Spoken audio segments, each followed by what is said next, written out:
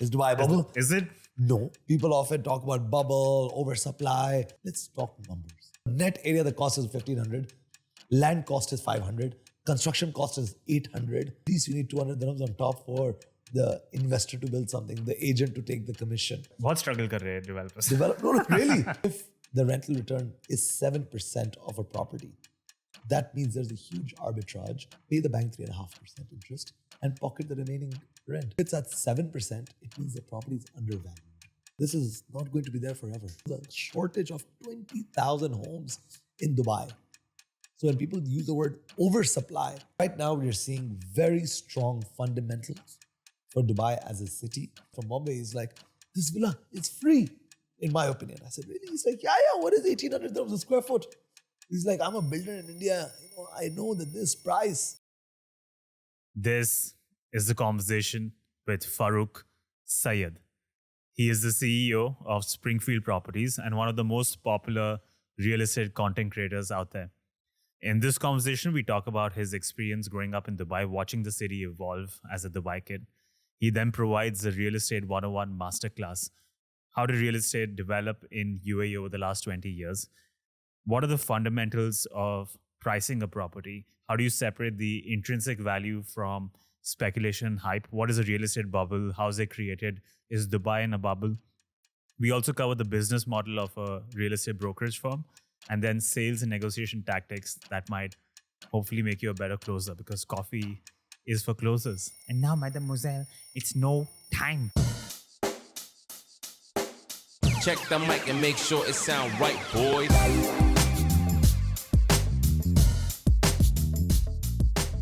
For the first question, I don't want to talk to Farooq, the real estate guru, and I want to talk to Farooq, the Dubai kid instead. All right. You've grown up in Dubai. Your parents moved here in the 90s when you were 6 months old. That's right. Your father used to work as an engineer at General Electric. That's right. And then your mother pushed him to start a car rental business, and you guys have grown since then. You've gone to school here, you went to college at AUS, and you've had a front row seat watching the evolution of Dubai, watching it grow. You've grown up in the city while the city has grown as well. So what has it been like to watch Dubai transform in front of your eyes? And remember, you're answering as a Dubai kid, not as a real estate guru. So I think Dubai is, living in Dubai has been a roller coaster ride. I think Dubai has really gone through some drastic changes. When I was growing up, there was 500,000 people. Now there's over 4 million people. So the kind of people that live here has changed. The city has changed. The infrastructure has changed. The kind of things we used to do as a kid compared to what kids are doing these days has completely changed. What did you do as a kid? I mean, we were living on Al Riga Road. That was the heart of the city back in the day. Afternoons used to be, after school was 1 hour of TV on channel 33. Okay. That was I think the only English channel that used to come at our house. That used to have 1 hour of cartoons. After that, I used to go down in my building in the parking lot and we used to play cricket there for 2 hours. Then before sunset, I used to take out my bike and we used to go biking all around Al Riga Road, Morakkabat Road, and that whole area of Dera. If we had some extra pocket money left, we used to go down to KFC. There used to be a KFC in my building. So that used to be, the fun weekends we used to have. And I remember we used to go to the Dubai Sharjah highway restaurants that were the hot spot. There used to be this Americana, there used to be this KFC, there used to be this like 5-6 McDonald's and Pizza Hut, all of them on the Dubai Sharjah highway. That used to be like the fun thing to do on a weekend. Used to have a play area. Now, if you look at Dubai, it's completely transformed, Kids have so many activities, so much of stuff to do.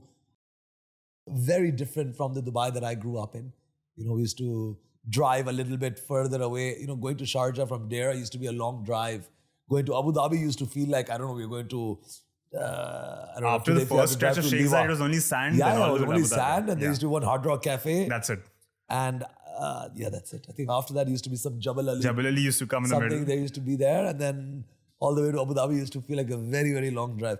Last night, I came back from Abu Dhabi and it felt very short. When I left Abu Dhabi from Yas, 30-40 minutes, I was on my phone, I was on my laptop, I was doing some things, and next thing I know, I'm already in down crossing GLT, So, and also because we've just opened up an office in Abu Dhabi, so I'm having to go back and forth quite a lot. But I don't feel the drive to be long anymore, It's shrinking, coming together. Shrinking together. Dubai is stretching itself all the way down. I remember when I was, I think we were 13, 14, we had moved to the Springs and Meadows location, which is Emirates Living now. And we were one of the first people to move to this area. And I remember people used to say, man, you're living in the middle of the desert. There's nothing. The moment you cross Metropolitan Hotel, which is today's Aptur City, when you cross that, there was nothing. And then all the way you keep driving down, you used to see Hard Rock. And then we used to see 2 towers of Marina, some under construction. And then we used to take a left and then drive through the desert. You saw the Meadows, Springs, Emirates Hills. This entire area was developing. So it was a very different time. And I think residents of Dubai today get to enjoy a lot more of multicultural diversity. Even the people. I always say Dubai was now is getting a lot more multicultural as compared to back when I grew up. There were more of our Indian Pakistanis was the highest. It still is the highest percentage-wise. Was a lot more back in the day. Less diversity. I would hardly come across, for example, a South American or even a North American for that matter. There used to be a few. British used to be here. There was a big British community that has always been here. But besides that, we would hardly see Italians and Germans and, the way we see them now.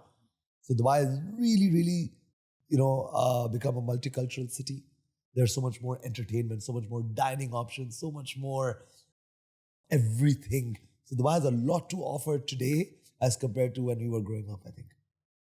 My dad made a comment in 2007, because of which he lost so much status in my house, because my mom keeps reminding him, which was when Mall of the Emirates was made. He said, "Kaun aayega itna dur desert ke beach, itna bada mall bana diya hai." And today Mall of the Emirates is in a way the heart of the city. And anytime he says anything, my mom is like, "Remember you said that about Mall of the Emirates? You were wrong about it." I remember when I was a kid, I always used to ask, or I'd often ask this question. My mom reminds me sometimes. I used to ask them, "Mom, Dad, when is this construction going to end?" The dominant memory is just seeing cranes all cranes, over. And there's always, and it hasn't stopped. 35 years, 36 years later, the construction is just not stopping in Dubai. And that's the beauty of this city. And I don't think it's going to stop for another 15 years. I remember, I have this weird memory. We used to always look out of the school bus and watch the Burj Khalifa being constructed floor by floor every week. And there was this one day in the bus where we were looking at it and they'd already constructed this giant structure. And suddenly we realized that this is just the base, that this is just 1/3 of what they were actually building. And there was stunned silence in the bus. And they were like, I think some students said, how big is this actually going to be? And despite now over 30 years in the city, I still have these moments, especially like in the winter mornings where there's fog and you can only see like a shadow or silhouette of the Burj and the skyline. Or in the sunset, there's a pink glow, sun is shining off the glass skyscrapers. I just have this moment where I just continuously feel, Dubai, what have you done? How did you do it? Do you still have these moments? Or if you work in real estate, it can numb you to this feeling, it can become background noise. No. I'm always very appreciative of the fact that how the leadership, how the city has grown. And, sometimes I think back about downtown, for example, man, this area that we're in, because this has all happened.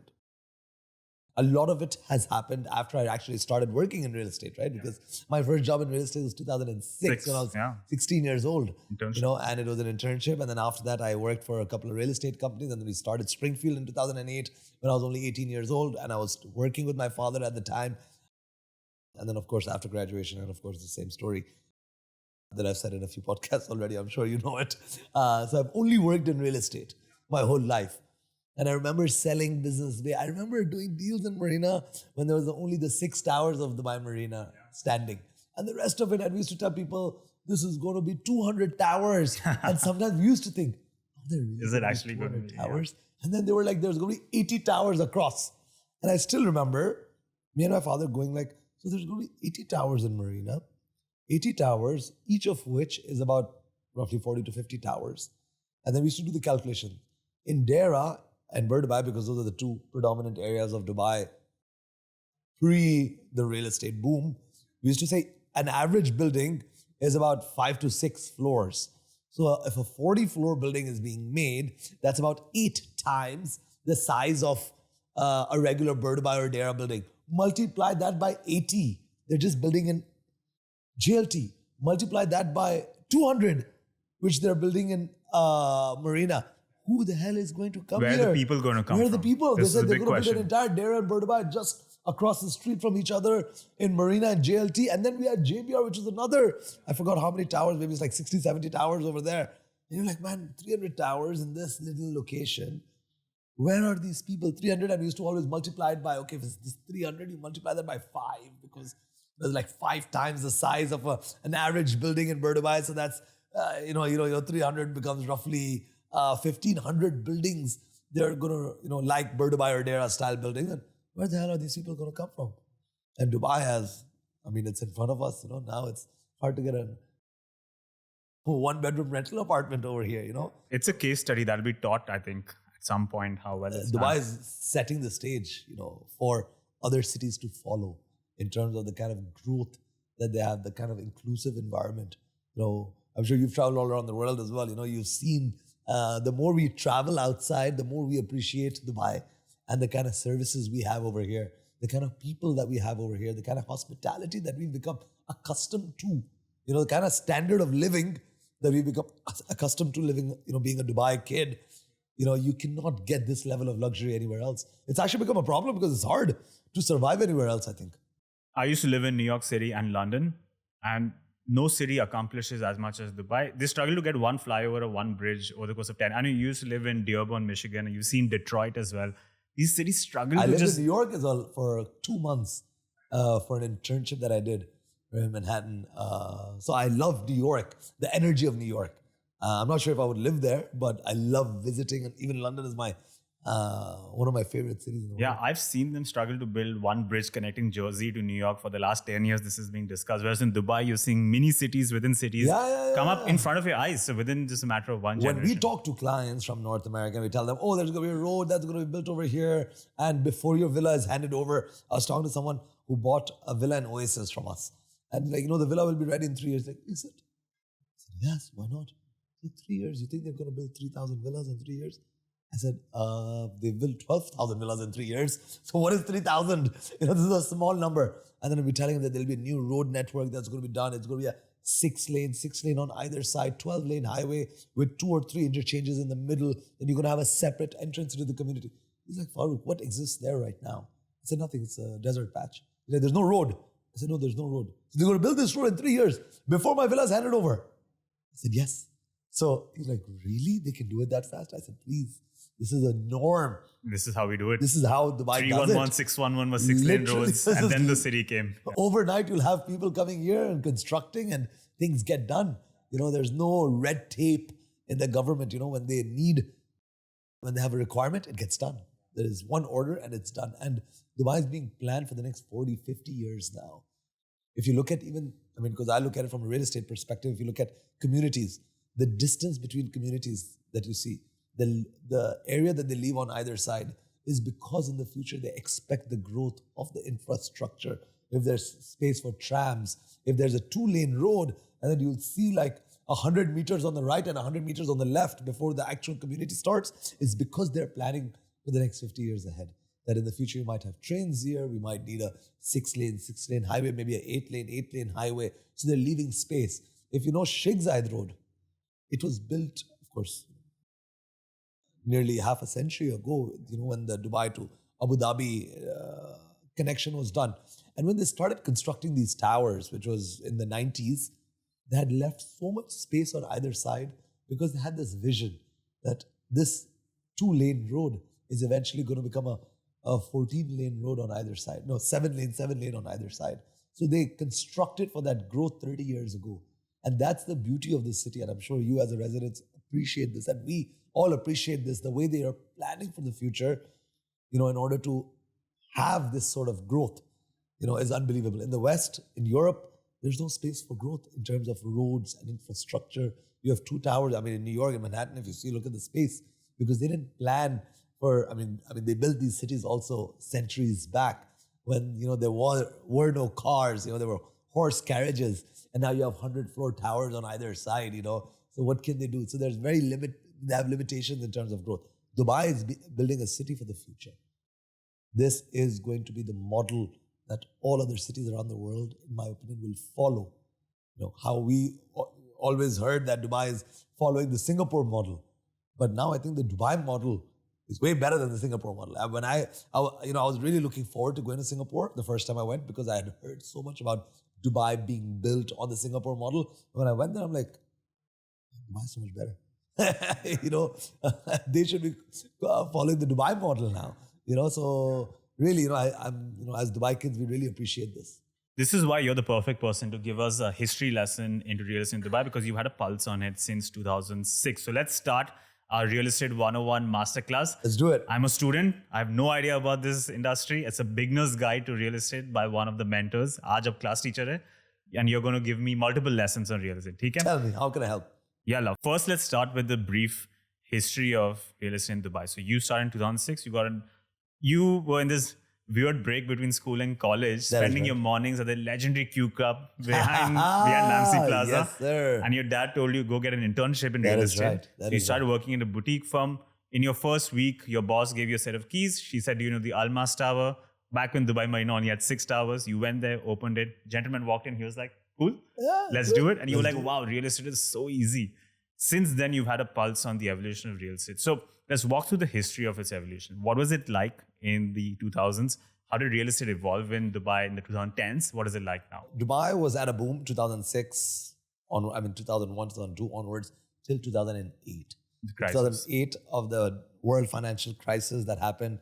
Of course, Dubai was not sheltered, and we saw a sharp correction in prices in 2008. So that period between 2006 to 2008, which I clearly remember were my first 2 years of college in AUS, of university. I really enjoyed that period because I ended up selling a lot to friends and family, people who were buying real estate. Actually supported me and made some purchases through me. So I really enjoyed that time. Overall, Dubai market was booming. 2008, we saw a little bit of a slowdown for the next 2 years. Then 2011 onwards, the market started moving once again. There was a lot of consolidation that happened in 2008, which meant a lot of developers actually packed up their bags and left. There were no escrow accounts. You were paying a developer money into his corporate account. He was using that money to purchase more lands, launch more projects. I still remember I was sitting with a few developers the other day and he said, you know what, back in 2008, you had to buy a land on a payment plan. So you would only pay, let's say it's a 50 million dirham land. You would pay 5 million, only 10% of the land, and you would acquire the land. You would pay 1 million dirhams to a consultant, to a marketing agency, to build a beautiful brochure, to build beautiful floor plans. So you're 6 million in. And you need 500,000 to grow through an extravagant event in a 5-star hotel.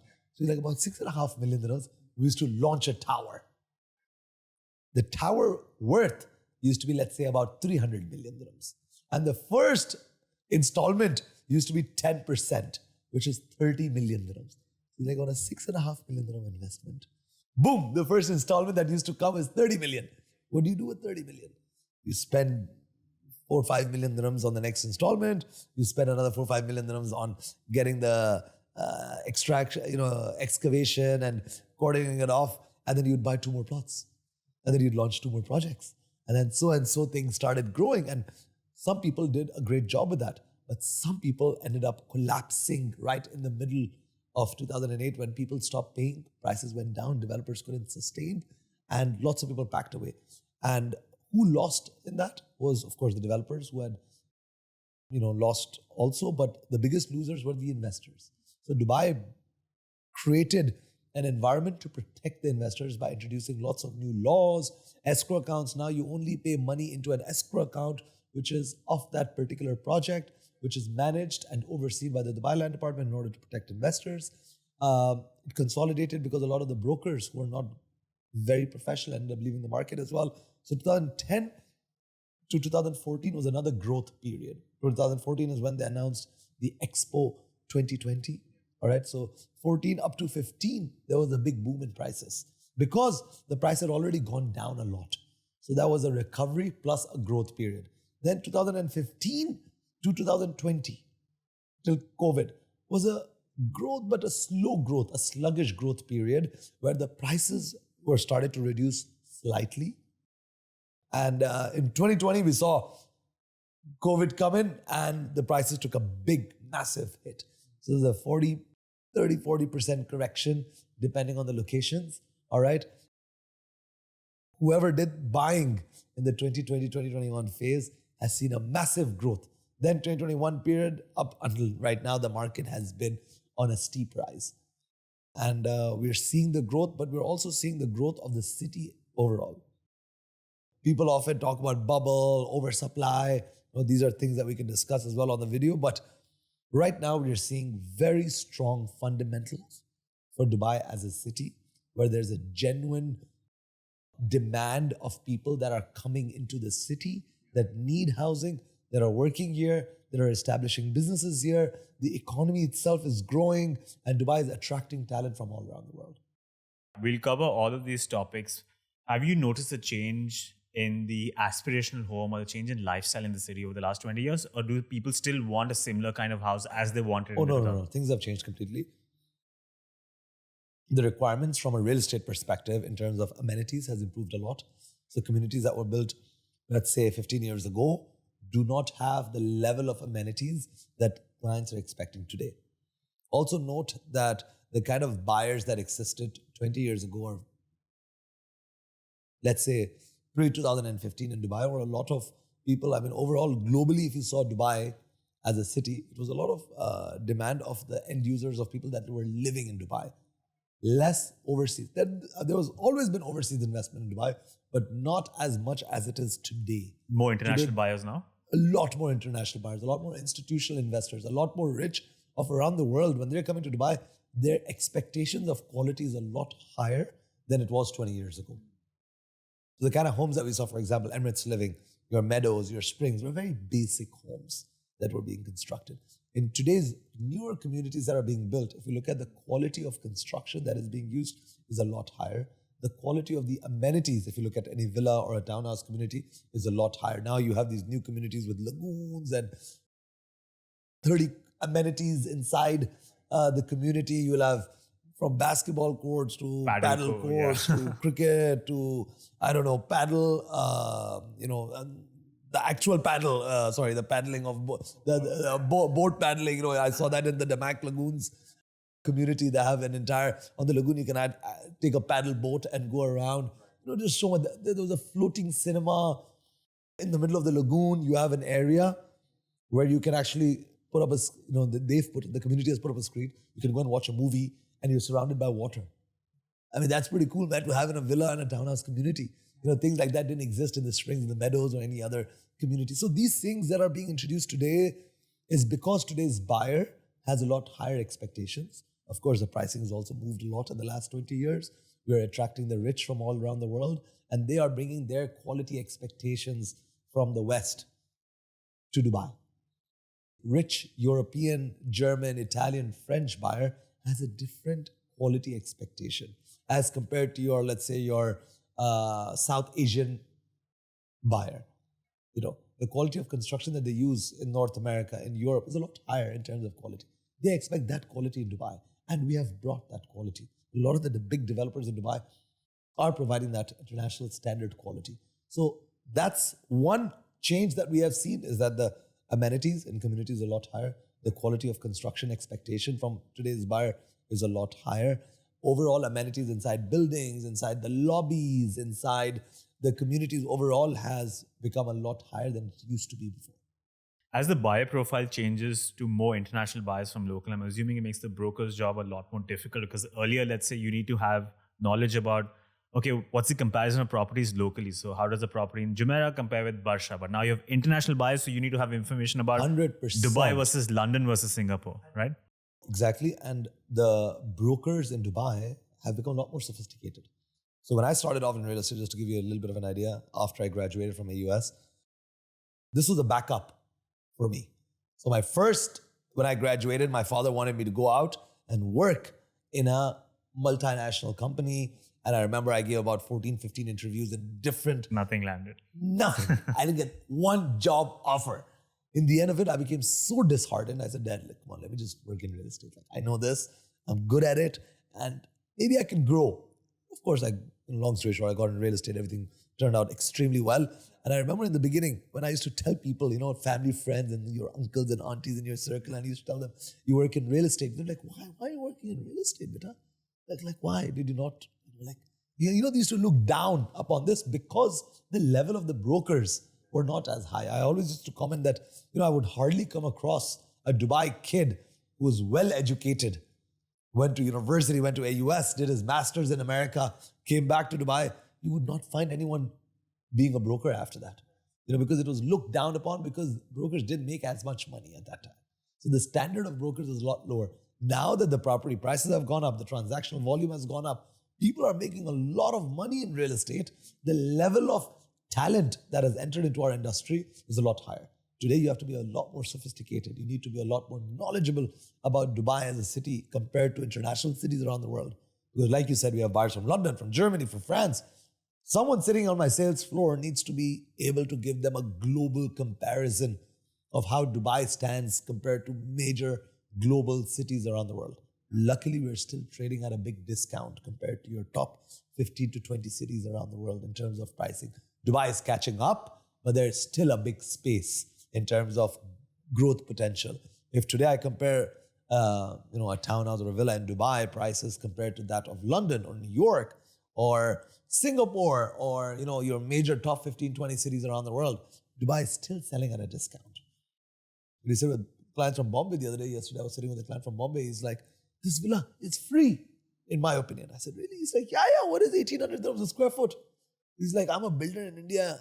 I know that this price is very low compared to what I believe it should be or what the value you're getting in Dubai. So globally, Dubai is still a very, very attractive proposition. The level and the quality of developments is very high compared to a lot of international cities. What you get for your dollar is a lot higher in Dubai. And there's good value, and that's why more and more people are buying in Dubai. Let's get into the math, the technicals. You've used this word, fundamentals. You've said discount. Everything's going all over my head. I have no idea what this means. So I have the first of many dumb questions I have to ask you. What variables, what factors contribute towards the selling price of a property? What are the different factors that go and give you that final price? Land value, extremely important. Second most important thing is the construction cost. Construction cost is, of course, defined by multiple factors in terms of what quality of construction, what materials you're using, what amenities you're going to add in the building, what amenities you're going to add into the community. Bigger developers give you more green spaces. Every square meter of amenities that you give to a client costs money. Things like this can really define the cost. So your major thing is your land, construction value. And of course, you have a few other marketing expenses, etc. But the major is the land value and the construction cost.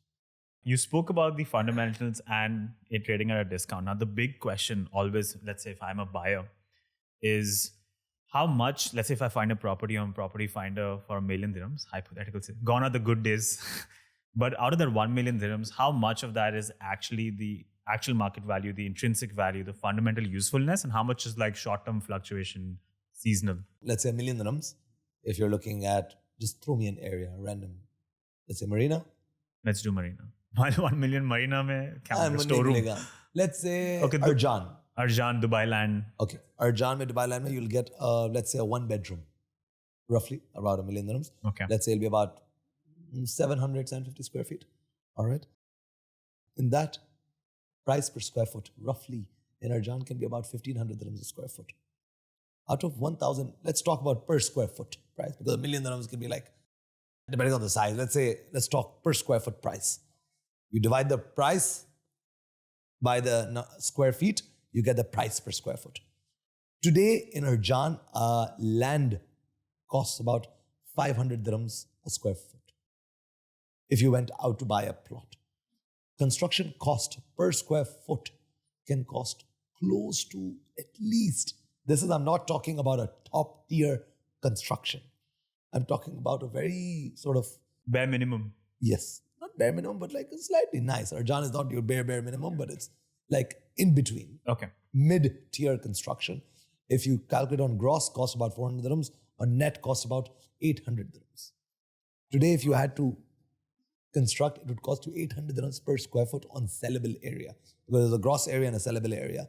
Gross includes your your corridors and your lobby and your amenities and your parking and community all the place, other community things. So, but the net sellable, because you will only calculate your apartment size, right, which is your net area. So, net area, the cost is 1,500, land cost is 500, construction cost is 800. It's 1,300 dirhams. It's just the replacement cost. All right, today. At least you need 200 dirhams on top for the investor to build something, the agent to take the commission. All right. बहुत struggle कर रहे हैं developers. No, really. If you actually look at the costing today for private developers, there's not as much profit margins left because the land prices have gone up so much, right? In the last few years, whoever bought land at 200 dirhams, there were people who bought land at 200 dirhams in the same locations. Today, the land is trading at 500 dirhams. The biggest winners were the landowners.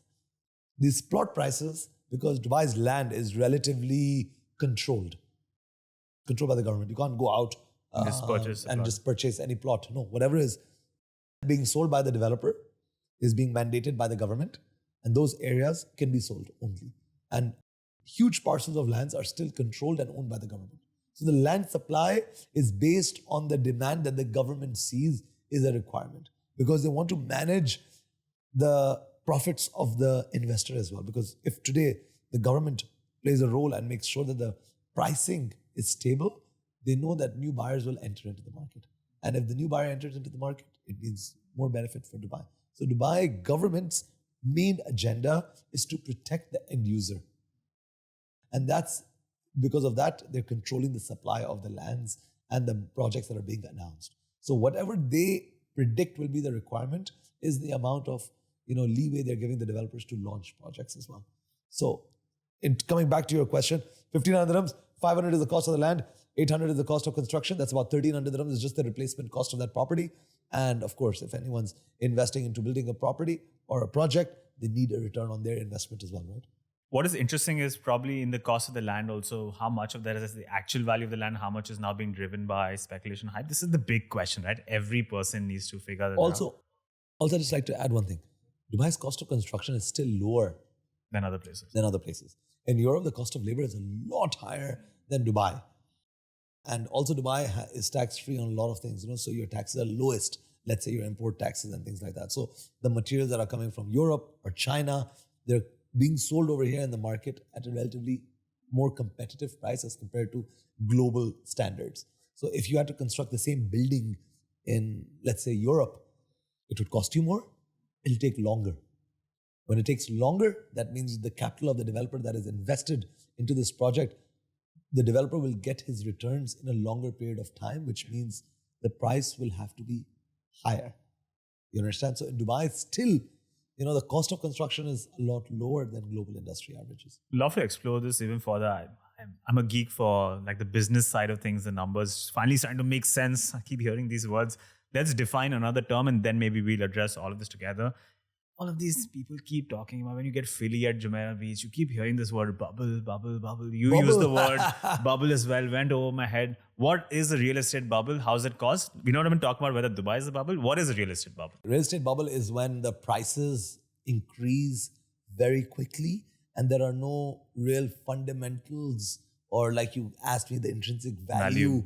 When the cost of construction compared to the price, there's a huge gap. That is when there is a bubble in the market, which is being driven, and prices are being driven by, emotional reasons rather than actual value. That's when there is a real estate bubble. And when you see things like income from that property or rental return from that property doesn't make sense compared to the price, then you realize that there's a bubble. But in Dubai, now coming to whether Dubai is in a bubble. Is Dubai a bubble? Is it?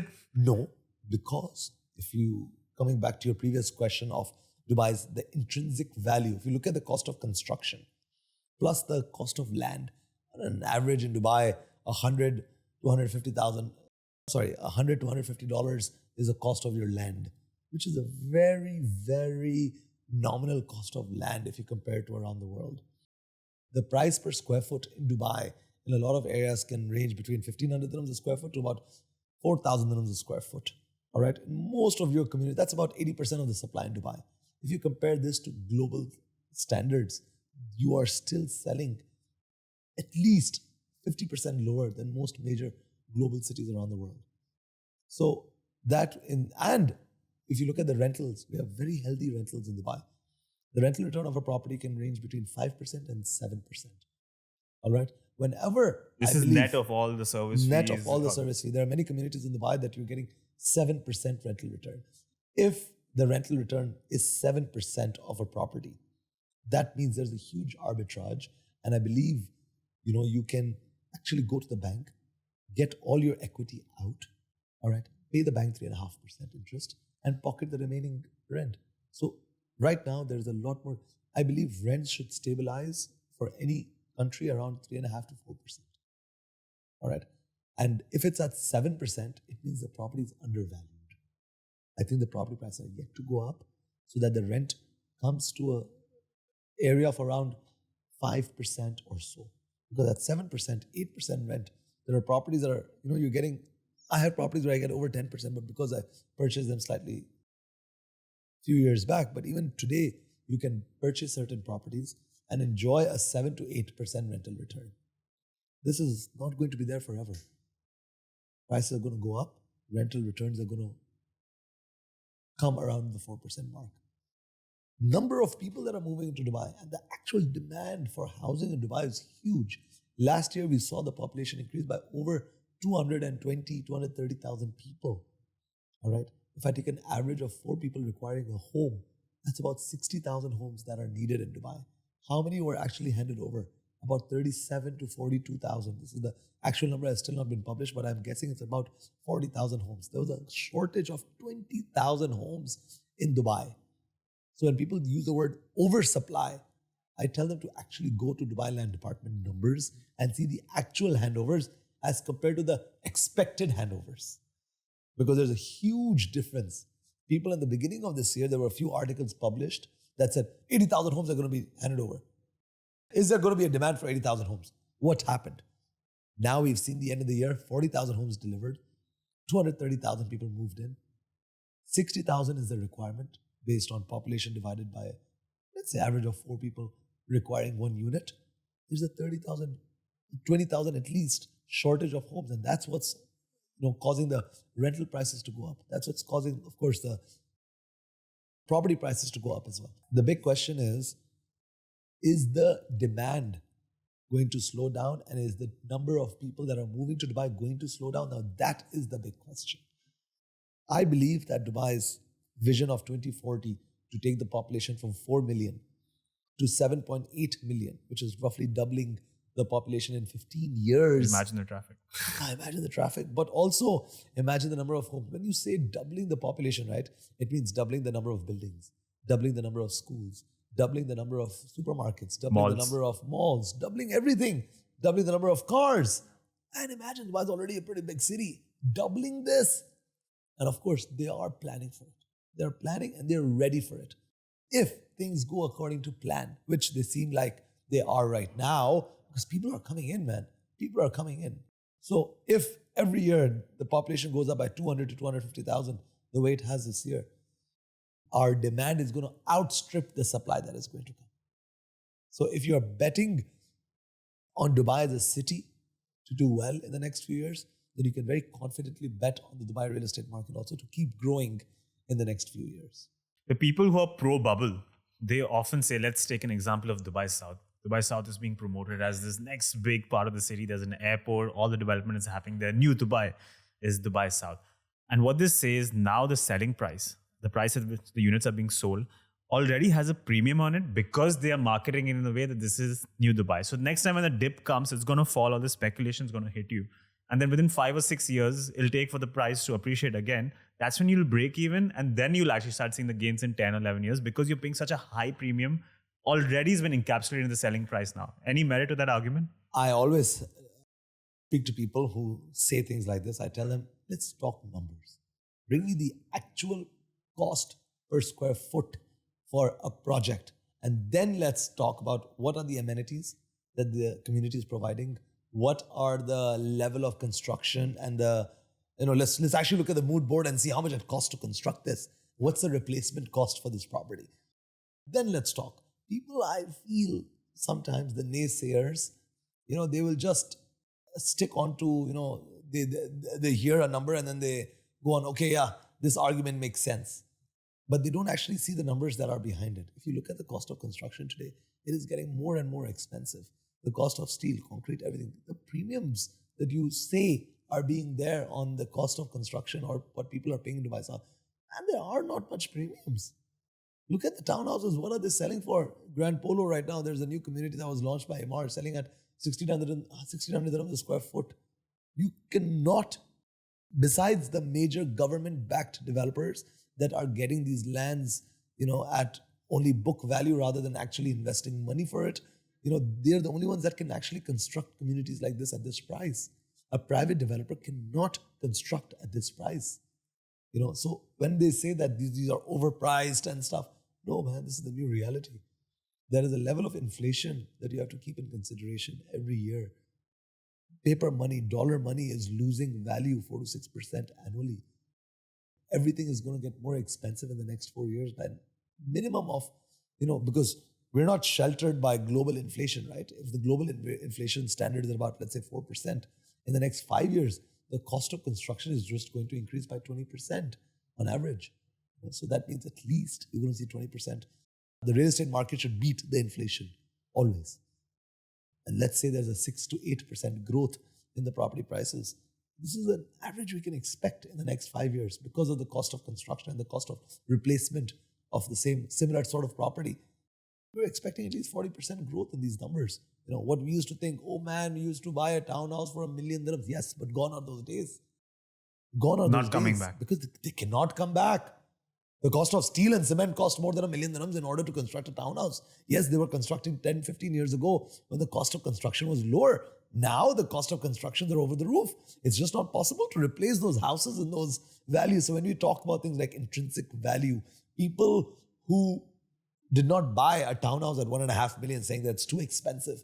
There used to be something at 1 million before. Then the townhouse prices touched 2 million. And so now this is ridiculous. It's double. I'll wait for it to drop. I'll wait for it to drop. Then it went up to 2.5. Today, in 2.5 million, you cannot buy a townhouse in Dubai. Now, Emaar, all their townhouse launches are 3.5 million dirhams for a 3-bedroom. Damak Islands launched for 2.8 million last month. They sold 11 billion in one day. 11 billion. Last year, they set the Guinness World Record for the highest value of sale of any real estate project in the world, which was 10 billion. That was Damak Islands 1. Damak Islands 2, they crossed that by $1 billion. This is going to be the new world Guinness Book of World Record for the highest sale value by a developer in a real estate launch globally. We have global investors buying these townhouses for 2.83 million dirhams. Why? Because they see there's actual value there. There's no bubble. They cannot buy this townhouse in any other country with this sort of level of construction, with this sort of amenities, with this sort of value that you're getting in Dubai, anywhere else in the world. So that's why when the naysayers say that there's already a big premium that is built into these prices, I say, I'm sorry, man. I mean, I don't see what happened in, the previous, let's say, property crashes. Of course, if there's another COVID that hits the world or there's a global financial crisis like 2008, of course, we can't shelter ourselves from that. But Dubai has always come back from these situations very quickly. If you see our recovery after COVID, in terms of the prices going up, has been the strongest globally. The kind of property prices and the kind of appreciation that we have enjoyed in the last 4 years. There's not as many cities that have around the world that have enjoyed the sort of appreciation that investors have enjoyed in Dubai. Why? Because the fundamentals of the city are very strong. The city is built on safety, is built on an active tourism market. We have a little bit of oil money, but besides that, we have a very, very good leadership in position that actually wants the best for the city. We have very less things like political risk. We don't have political risk here. Other countries or other cities around the world, have sort of political risk as well. When things could change. New government overnight, power. New government comes in, they scrap all the old plans of the old government and they bring new plans. No, we have seen the leadership pass on from Sheikh Rashid to his son Sheikh Maktoum to Sheikh Mohammed. And of course, the next crown prince, Sheikh Hamdan, is also being groomed to take the same vision forward. So we have very less political risk. We have very less risk of the currency risk because we're pegged to the dollar. So overall, Dubai enjoys a very interesting position globally when it comes to the real estate market, and I do not think that there is a premium when it comes to these locations that you're talking about. I'll send the feedback to the naysayers, the pro-bubble enthusiasts. Let me get your thoughts on another criticism that real estate gets. So we established a net yield for your rental income is 5 to 7%. Yes. There's a contingent of people who swear by never investing in real estate because they say the opportunity cost is quite high. Because if I put the same amount of money in, let's say, the equity market, stocks, ETFs, I could get on average 10 to 12%. So your opportunity cost is higher. There are these hidden fees, service, maintenance fees. Dealing with tenants is a headache. There's often illiquidity. When the market is on, your money is held up because you won't be able to get rid of it. And there's concentration risk. 1 million in one asset versus a diversified portfolio of splitting in a large cap, small cap bonds. So they say there's no point investing in real estate as an investment vehicle, not buying a home for yourself. Any merit to this argument, or are they missing something? No, I think, people want to diversify. When you have, not everyone, is willing to do all the research in equity markets and is trusting, the markets. The good thing about investing in equity markets is that you can be a lot more liquid as compared to real estate, because real estate is not, like you said, is not very liquid. You need a few months in order to, change your position. But capital appreciation that happens over time. Real estate has been one of the best asset class globally, if you look at it. It's amongst the top. There are certain equity markets that have performed very, very well as well.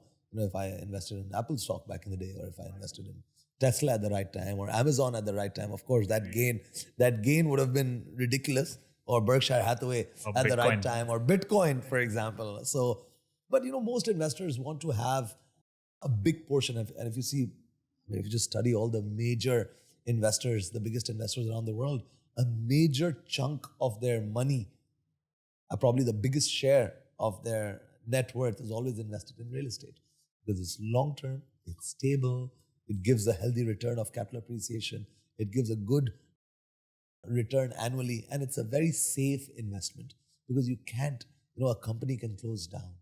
Companies like Tesla can fall. Companies like Nokia, which at one time was the biggest giant of electronics, they can fall. Companies like BlackBerry, in our time, we never thought a company like BlackBerry could go down. We never thought a company like Nokia could go down. That's right. If you're looking at major automotive firms, with the competition coming from China, we are seeing Japanese automakers not performing well. American automakers at one time, Ford, you could never expect these massive giants to ever go down. But things change, landscapes change, when it comes to equity markets as well. Of course, you have your major blue chip firms, but those blue chip companies don't give you that sort of super high return yield. So I think real estate is, at the end of the day, you own a piece of land. You own a structure. No one can steal it. No one can take it away from you. So the safety that comes with owning real estate is very different. But of course, people argue that, I can make 20% return in my business. And I tell those people, go ahead. First, invest in your business. First, invest in your, if you're getting a huge return from, let's say, you have some information about something that if I invest here, it's good, do that.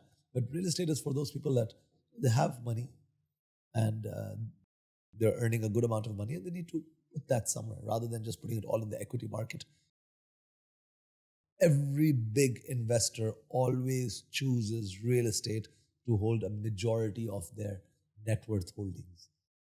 That's from the history of the world, and it's always been like that. There's a South Asian mindset that real estate is a safe investment. You should always park money there. But now this growing contingent of investors who keep saying, the money could be just pegged to an index ETF, also safe, but you get higher returns. But you're saying you get higher returns, but also the capital appreciation that you enjoy, plus the annual return as well. Of course, you get dividends as well from equity, but still, I think the long-term safety of holding real estate, you cannot compare that to any other asset class, in my opinion. An unbiased opinion.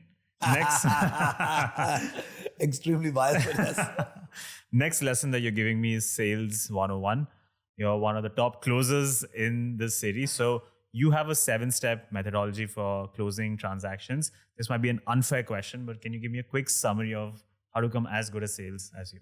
Sales is not rocket science, and I always say this to my entire sales team all the time, that guys, this is not the toughest business in the world.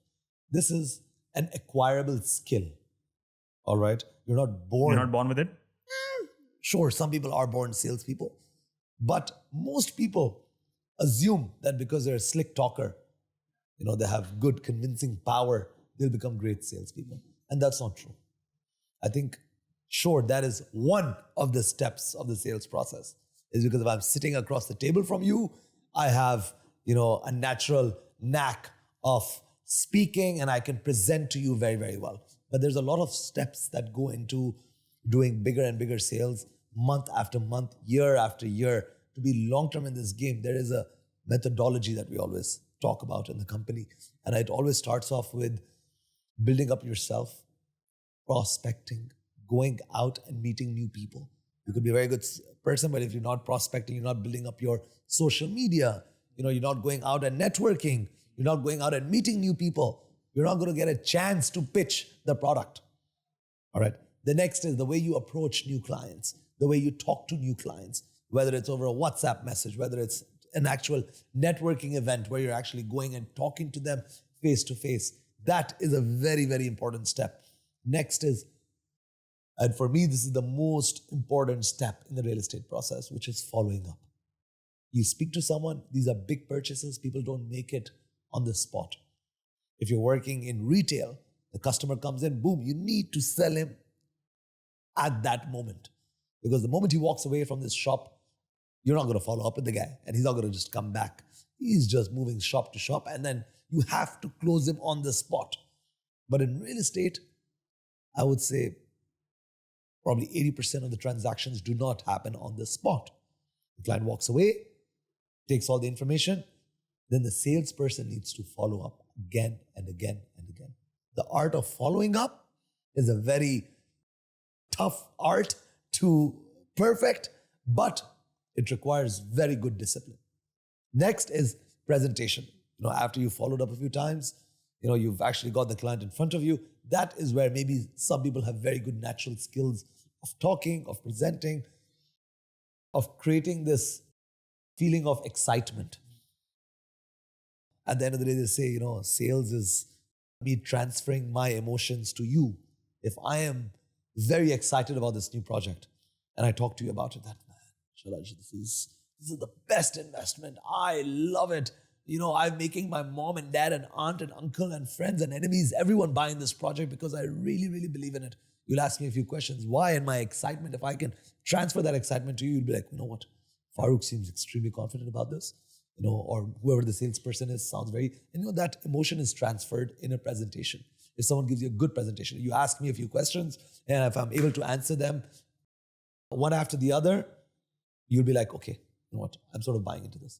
The next step is the actual sitting across the table and putting that pen to paper, transferring the money, which is the closing. Closing is a very, very important skill as well. It takes time to perfect it. It is a psychological, battle sometimes. What's the battle? What's the psychology of it? When you're sitting across, somebody wants to buy it. As a good salesperson, you have to give the information to the client. A lot of good deals don't last forever, whether it's resale market, whether it's a new hot launch. At the end of the day, you have to push a buyer, but also you don't have to actually be very pushy. So there's a fine line between actually coming across as pushy or actually being someone who's giving good information and, creating that excitement in the buyer that pushes them to, take a decision on the spot. Because it is a big purchase at the end of the day. It's a big commitment for anyone, whether you're a multi-millionaire or you're a first-time home buyer. It is a big decision. It is not like going out and buying clothes where you go like, whatever. The sales guys are really pushy. Let me just buy a couple of suits and let me get out of here. No, you don't just buy a home just like that. It is a major decision that requires a longer thought process. So as a salesperson, you have to make the other party feel comfortable to put that pen to paper and transfer the money. After that, the game is not over. After you've negotiated, you've closed the client, next comes actually asking the client for referrals. Because one sale actually leads to 10 others if you as a salesperson or a real estate agent provide good service. I have the same clients that I'm working with for over 15 years. 15 years I'm managing portfolios of the same client that I helped them buy property. And they've come back, they've made millions and millions worth of transactions. I've helped them buy, I've helped them sell, I've helped them rent, I've helped them solve their rental issues, some of them being very petty, but I have to get involved because they're my clients. And if I give them that sort of one-stop shop, I retain them for life. And not just retaining them, they bring over the course of their life, maybe 10, 20, 30 other clients. So giving good service, asking for referrals, good, customer engagement after closing the deal, and customer satisfaction is extremely important in this business. Because one client, I always say any client, even if you've only made 20, 30, 40, 50,000 dirhams in commissions, it could lead to $1 million. One good relationship can make you a millionaire in real estate. One good relationship. Millions, not even $1 million. So if you follow these steps and if you take it, as a, like a proper system that I need to follow this system, the sales will follow. Numbers will follow. And of course, you have to keep seeing where am I lacking in this. Or if you're not bringing enough people in the funnel, which is you're not prospecting enough, you're not going to be talking to enough people, you're not going to have enough people to follow up. Or imagine you're excellent at prospecting. You have a fabulous social media online presence. You have fantastic ads. Clients are coming, calling you, but you're actually really bad at presentation skills. Then you're going to lose those clients because you might sit across the table from people, but if you're unable to transfer that emotion, convince that client on buying that piece of real estate, you might end up losing. Or you might end up closing clients, but because you lack the skills of following up and building those long-term relationships, you might lose on a lot of future business that you weren't even aware of. If you're selling 100 million, this could be $1 billion, but you're not aware of it because you're not maintaining those relationships, because you're not giving or gaining those referrals from your current client database.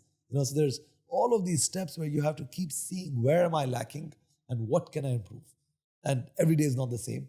There are days where you wake up and you're very excited and you'll make 100 calls today, and there are days that you're down. So discipline is very, very important. Those born salespeople, if they lack discipline, they will not be successful. So we have a lot of slick talkers, good-looking, well-spoken people that are broke. And you'll see a lot of the top performers in the buy real estate market, and you might look at them and you might be like, no, he's not someone who I'd expect to be a naturally born or gifted salesperson. But they're making millions and millions because they have that discipline. Before we wrap up, I also have to get your thoughts on the business model of a brokerage firm. There are so many budding entrepreneurs, founders out there who want to start successful real estate brokerage firms, but they have no idea what are the hurdles that come in the way, what is the business model of it. So I'm hoping you can be the mentor, the big brother to them, so that they can also come up, the ecosystem gets richer, Dubai grows as a city. So what is the business model of a brokerage firm? What are the operating expenses, revenue, margins? How do you set up the incentive structure? What can you share? All right. So it's a very populated space now. There's a lot of players. When we started off, mind you, we started in 2008, so that's 17 years ago. The number of players were a lot less. The amount of competition was a lot less. Right now, if I check online, the number of licenses issued for real estate brokerages in Dubai, I think the number is between 5,000 and 7,000. That's a lot of brokerage companies for a city. In general, agents work on a commission structure. Okay. So people or investors look at this and say, oh, wow, it's an easy business. You don't have really big salaries to pay because everyone that's working here is on a commission structure of 50-50. Generally, it can range between 50-50 to slightly higher commission structures, depending on company to company, depending on whether the company is giving you leads, whether they're, creating a platform for you, depending on the company culture and all of that. And what are the costs as a firm then? So the major costs are, of course, your infrastructure costs. Marketing is the biggest cost. Yeah. So when a lot of people come to my office and say, oh, okay, so the cost is this much. What's the rent for? Now we're on a 14,000 square feet office right now. So 14,000 multiplied by this is the rent. I say, the rent and all of that is just one part of the cost. The actual cost is your marketing cost. Because you can't just keep hiring brokers, and if you don't feed them with leads, they don't close. If they don't close, then they are negative. When the negativity spreads, it creates a cancer in your company, which then, spreads, and more people get negative and they don't start closing, and then expenses are there. So what percentage is the marketing budget? Depends company to company. If I had to give a number, because the number keeps increasing as well, in terms of percentages, because every company has a very different cost structure. Like we own this office, all right? So we're the owners of the office. So in terms of the expense when it comes to owning the office compared to someone who's paying rent, it can be very different. When we purchased these offices, the rental market was 1/3 of what it stands at today. So for someone new that's entering into real estate and wanting to open an office in Bay Square, the percentages of your marketing versus the rental will be very different compared to what it is for us. So we have a strategic advantage for being here for a long time. But today, if you're opening a small company, depends now what level of marketing you want to do, but it can be anywhere from, 50,000 dirhams a month going up to bigger organizations like us can spend over 1 million dirhams a month in marketing. And that would be your biggest expense as a firm, right? Monthly, one of our biggest expenses, yes. Will be marketing. Of course, because at the end of the day, that's what, basically your marketing, your rent. Then of course, with the government fees, every year you have to pay every broker in your office, you have to renew their licenses. So that's a company's expense. You have to make sure that their visas and all of those legal expenses are taken care of. Trainings, maybe. Besides that, now we have corporate tax as well. So there's a 9% corporate tax. There's a 5% VAT on all the commissions that we receive. So that's another sort of added expense that has corporate expense came in last year. So VAT has been a few years. That's absorbed by the firm's 50%. That's absorbed by the firm. Yeah. The agent doesn't. No. The agent doesn't pay for it. The agent doesn't pay for any other taxes. The company absorbs all of that. So that's why the cost of doing business in Dubai has gone up. And also the competition that exists over here. And I would highly suggest if anyone's looking at this and thinking, I don't have any real estate experience, but let me open a company because I have money. I think it doesn't work. I've seen way too many businessmen come into real estate brokerage and say, how much is the cost? Okay, office cost, I don't know, depending on a small office, let's say a couple 100,000. Let's say furniture costs, let's say 100,000. Let's say the expenses, I'll keep 30,000 or 50,000 budget to begin with per month. And I'll hire a office boy, I'll hire admin, 2-3 admin accounts, and 1 or 2 marketing people. And boom, this is my expense per month. If I close 1 deal, I'll cover this expense. If I close 2 deals, then I'll cover this expense. And many of them have a rude awakening that it's not that easy. But of course, people who've been successful in the real estate business and have actually first-hand experience of what's happening in the market, when they go in and make real estate companies, they've been very successful. So of course the space is growing. I always say it's not as easy as it was 5 to 10 years ago, even to get noticed in today's market with these 5,000 real estate agencies. It's very difficult, and it's very difficult to attract talent because the bigger companies are able to attract and retain talent because of the systems they have in place and the marketing budgets that they have in place. Because every broker that wants to work in a firm wants to see what am I getting at the end of the day. If I'm a broker and if I'm a good broker, I can walk into any office in Dubai and get a job. So why would I work in a very small new company that has 10, 15 people when I can work in Springfield that has over 200 employees, has 200 real estate people. They've been in the market for 18 years. They've been top with all the developers. Last year we won 14 awards for our sales numbers. So why not work with someone who seems like they know what they're doing? So it becomes very difficult for new companies to come in and start. So it is becoming a very populated space. But then again, for people that have deep pockets and can attract good talent, I mean, what I imagine is if someone wants to come and compete in today's Dubai real estate market and start a brokerage company, they need to come in with big money. You need to come in with big money. If you're coming in with so small money and opening a small office in Barsha or T-Com and Sports City or Arjan or JVC, and you're thinking I'm going to spend with 1 million dirhams or 2 million dirhams, I'm going to start a real estate company. They are the ones that we're seeing come in and go out. If you open Dubizzle right now and write real estate company for sale, you'll see the number of companies that are being sold at below the cost of furniture and below the cost of because what does the real estate company actually hold? Nothing. There's no actual intrinsic value, because the brokers can leave. Yeah, if God You forbid don't something own goes the up and down, inventory of property. you don't own the inventory of office. It's a big bag of expenses that if you can manage it properly, you can make very good money. But if you can't manage it, you can't make money. And in order to attract top talent today, you need to invest huge amounts of money in the infrastructure. Good insight, very realistic insight, and I'm very happy that you were that transparent. Hopefully it helps a lot of founders. Okay, let's start wrapping up. Before we go into the last two questions, I've built with the Lego. What masterpiece do you think this is? That looks like an incomplete boundary wall with a flower on top. Wow. Exactly what I was building. Incomplete boundary wall with a flower on top. This symbolism inside. It's very romantic for you. Love it. Last two questions as we close up. What would you like your legacy to be? How do you want to be remembered? I want to be remembered as someone who really, really helped a lot of people become millionaires in the real estate market when it comes to my clients. And more importantly, when it comes to the people that work for Springfield, the brokers.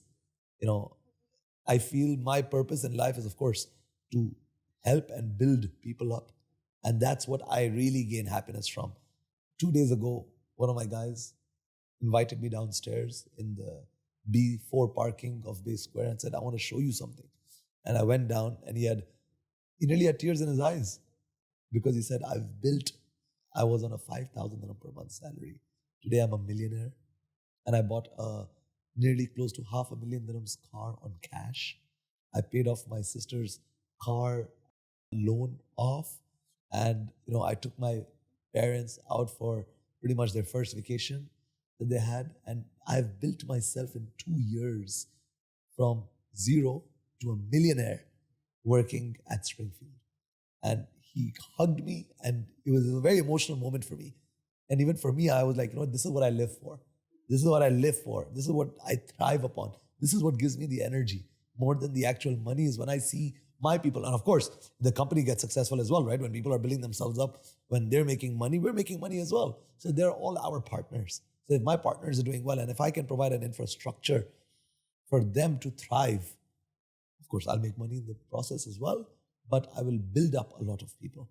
And for me, the people and the energy that they gain when they make money and they build themselves into successful entrepreneurs, that is what I thrive upon. Well, you're already building that legacy.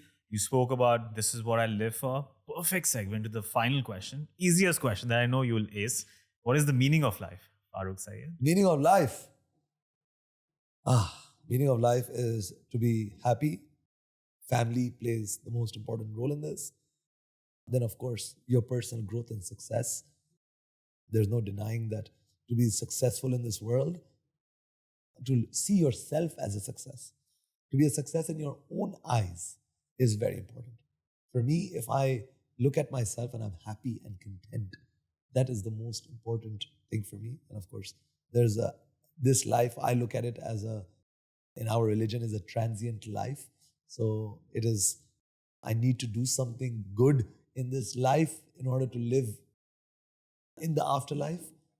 That's what we live for. So for me, it's to do good, to be happy, to be surrounded by my loved ones. That is the meaning of life. Enjoy life. It's short. Be good to people.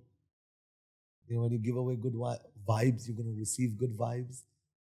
Healthy children, loved ones around you, traveling, making the most of this limited time period we have and helping the most number of people along the way is the true meaning and happiness I love it. Farooq, if people wish to connect with you, find out more about you, about Springfield, what is the best way to find you? You can follow me on Instagram, Farooq_SYD, or my YouTube page, Farooq Syed, or the same name across all social media platforms. You guys can connect, and it'll be nice for everyone to connect. It'll be nice for everyone to connect. Farooq, thank you so much for your time. This has been an honor and a privilege for me. It's been a pleasure for me. Thank you so much for coming down to the office. And thank you so much. And you're killing it. So keep rocking. And man, good luck to you. This is no time. If you liked what you just watched or listened to, then please consider supporting this channel by subscribing on YouTube, follow on Spotify, or rate 5 stars on Apple Podcasts. This project is a labor of love, but cannot survive on love alone. I've given myself 1 more year to get it up and running. And if it doesn't make it, then I shut shop. This has been an experiment in seeing whether there's an appetite for conversations like these, 1 or 2 hour discussions about philosophy, about physics, about architecture, about the inner workings of every industry. I know the algorithm doesn't push conversations like these. It prefers maybe 60-second, 45-second gossipy, clickbaity video, sexy content that will go viral overnight. But I believe in my heart of hearts, that's not what the people want. This is just the algorithm trying to shape the way you consume your content. So if you want to see this project continue, please consider becoming a YouTube member or a Patreon member. You can commit as low as $1 a month. YouTube members get early access to all these videos. You can buy super thanks on individual videos as well. If not through monetary channels, do consider sharing these episodes, because the algorithm is not my best friend. The only way videos like these can reach everyone else or like-minded people is through your shares, your likes and your comments. All forms of engagement, they really go a long way. For other forms of love and support, you can follow this channel on Instagram or Twitter, or follow me personally.